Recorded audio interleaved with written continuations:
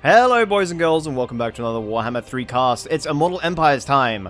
We're in the Broken Hills, which would explain this glorious statue of the goddess Lilith. Today, we have a battle between the High Elves and the forces of Khorne. Leading the High Elves today is the poster child of Warhammer 2. It is TYRION, heir of Anarion, on his fabled white steed.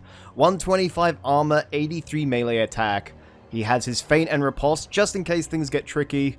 He has Sunfang. I mean, sure, why not? I feel like you could have just left that at home.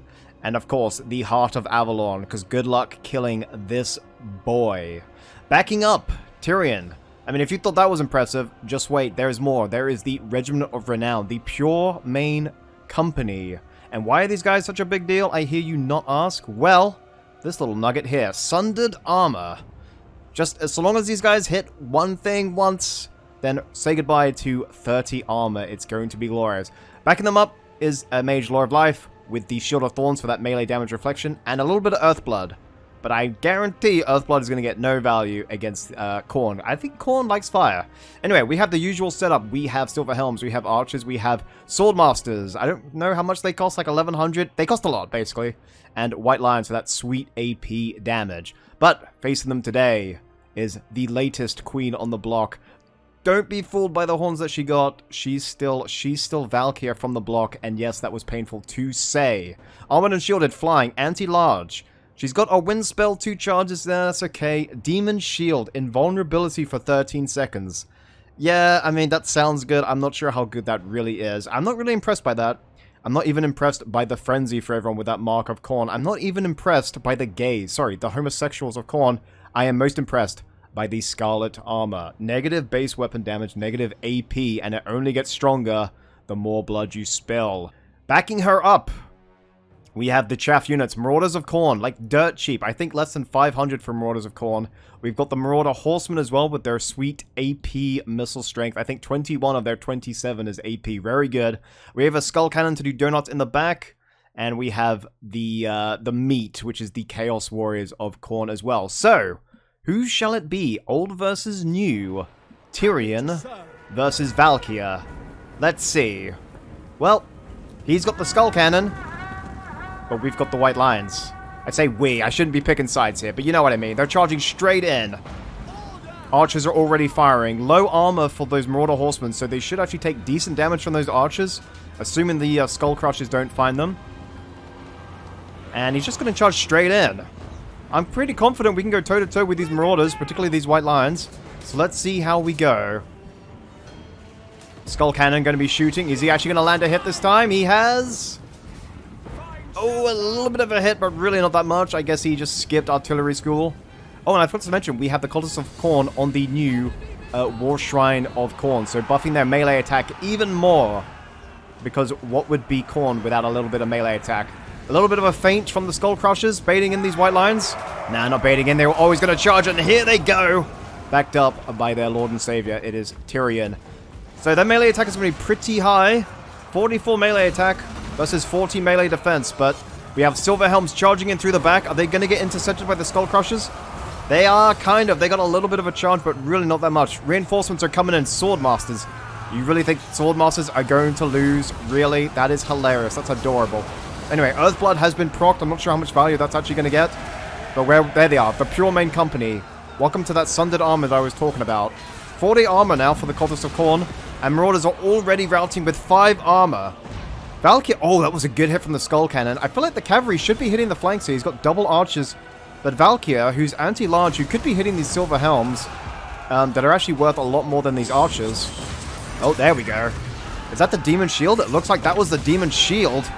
So the Silver Helms are just going to back away immediately because they won't be able to do anything while she just tears up these archers. As I said, I feel like the Skull Crushers could do a lot more there. And there's still one archer firing.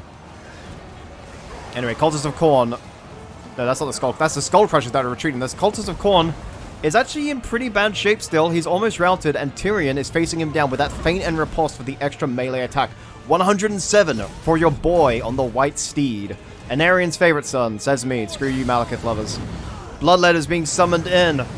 These Swordmasters are actually getting poked pretty hard. They're really low.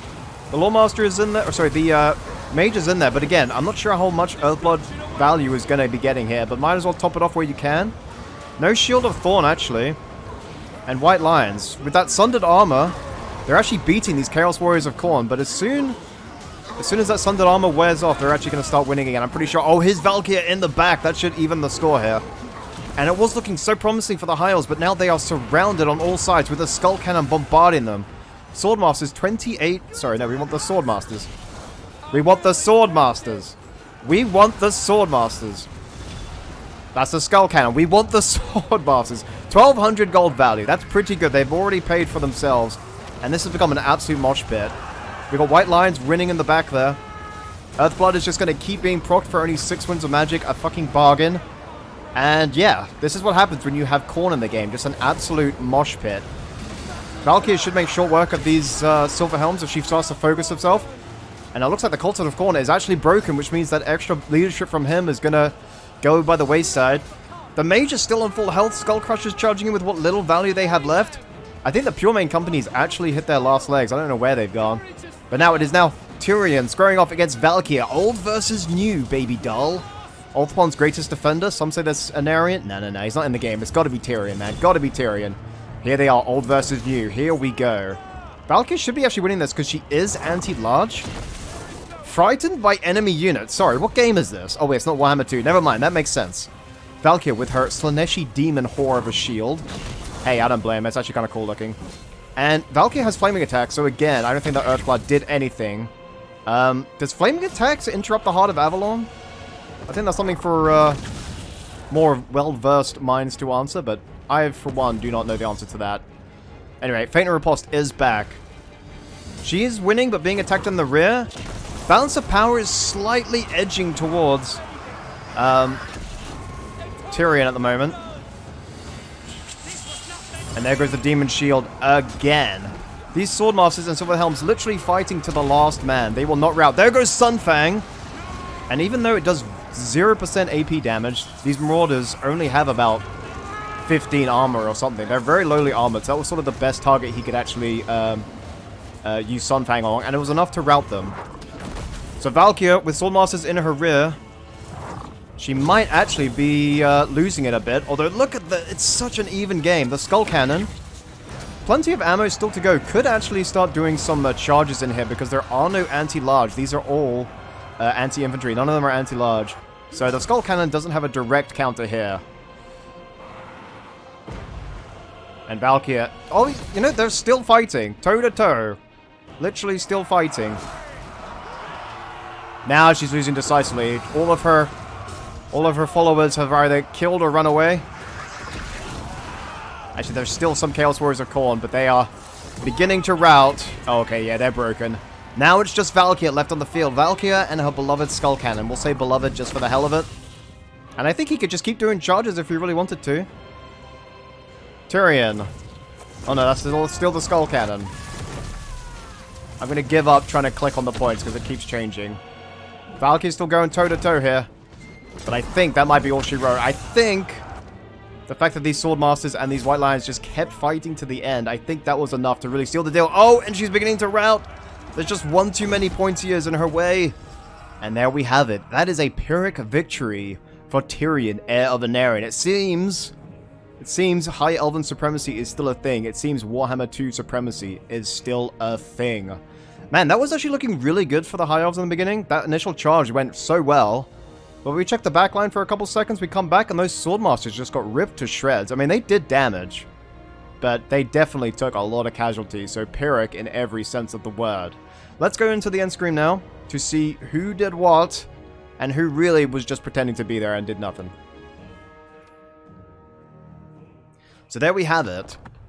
Very close game. 28 kills for TYRION, over 2,000 gold value. I think he actually, since he went with Sunfang, I think he's like 2,200, something like that.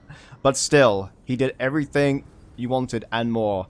144 kills for these White Lions, 154, 900. Pure Main Company, not really getting that much value. They sort of outvalued. They killed like 1.3 Marauders in terms of like gold value. But yeah, I think, don't they cost like 1,100, these Regiment Renown? Anyway, I'm sure the Sundered Armor helped contribute to a lot of kills. Decent return from these archers. But yeah, there was just a few unsung units that sort of did everything. As for Valkyr, well, this guy certainly pulled his weight. These Marauders of Khorne, I feel like 300, yeah, really, I mean, these things cost, they're like just under 500, I'm pretty sure, and they still didn't even pull their weight. So yeah, I think they just routed way too quickly.